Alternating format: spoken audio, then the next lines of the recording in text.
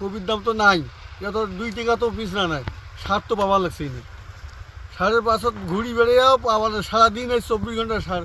চাষ করিয়ে অন্য খেত লাগাইছি, ভুট্টে লাগাইছি, 60 টাকা করে খরচ গেছে, 2 টাকা করে উঠছে, লস, তাতে লস হয়েছে।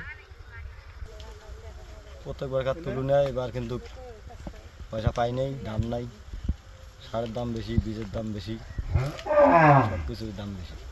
স্থানীয় জেলার কৃষি বিভাগগুলোর অতি আবেদন যাতে এই মালটা বিভিন্ন জেলায় কপির আবাদ নাই, দ্রুত যেন ওখানে পৌঁছে। এখন এই খরচই তো উঠতেছে না। এখন কপি বেচতেছি আমরা 2 টাকা 3 টাকা পিস, তাহলে খরচ হয়েছে আমার 5-7 টাকা। যদি আমি বেশি মনে করেন 2-3 টাকা, তাহলে কৃষকের কি হবে? আমি 2 বিঘা কপি কাটছি। কপিতে আমার 2 বিঘা কপিতে একটা করে চারা প্রতি 60 টাকা খরচ হয়েছে। আমরা এখন বিক্রি করছি 2 থেকে 3 টাকা পিস, বিক্রি করে আমাদের ক্যাশ উঠছে না। আর আমাদের এই কপি যে কোনো জেলায় বা কোনোখানে নিয়ে যে বিক্রি করব এর কোনো ব্যবস্থা নেই। এই কপি আর আমাদের চাষ করতে এই কপিতে আমাদের প্রচুর লস দেখা যাচ্ছে। যদি সরকার কোনো দেশের নিয়ে যেত তাহলে আমাদের এই লসের মুখ দেখতে হতো না। পিস প্রতি 6.5 টাকা, আমি চারা লাগাইছি 25,000, 6.5 টাকা প্রতি খরচ হয়েছে পিস প্রতি। স্থানীয় জেলার কৃষি বিভাগগুলোর অতি আবেদন যাতে এই মালটা বিভিন্ন জেলায় কপির আবাদ নাই, দ্রুত যেন ওখানে পৌঁছে।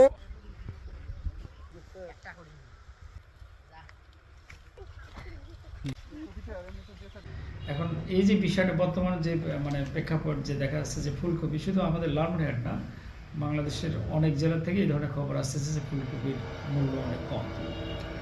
এখন বিষয়টা হলো যে মূল্য অনেক কম, তার মানে কি আমাদের হলো সাপ্লাই বেড়ে গেছে, চাহিদা কমে গেছে, স্বাভাবিকভাবে মূল্য কম মানে কমে গেছে।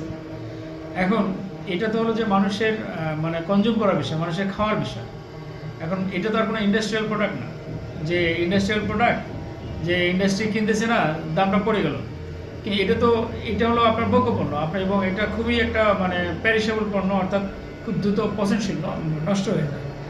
তো সেক্ষেত্রে যে ফুলকপির যে বিষয়টা, এই লালমনিরহাটে দেখেন যে যারা আগাম ফুলকপি আবাদ করেছিল, আমাদের এখন পর্যন্ত আমাদের যে হিসাব, এখন আমাদের 1130 হেক্টর জমিতে আমাদের ফুলকপি চাষ হয়েছে। এর মধ্যে 285 হেক্টর আমাদের আগাম ছিল। যারা আগাম ফুলকপি করেছিল তারা কিন্তু মানে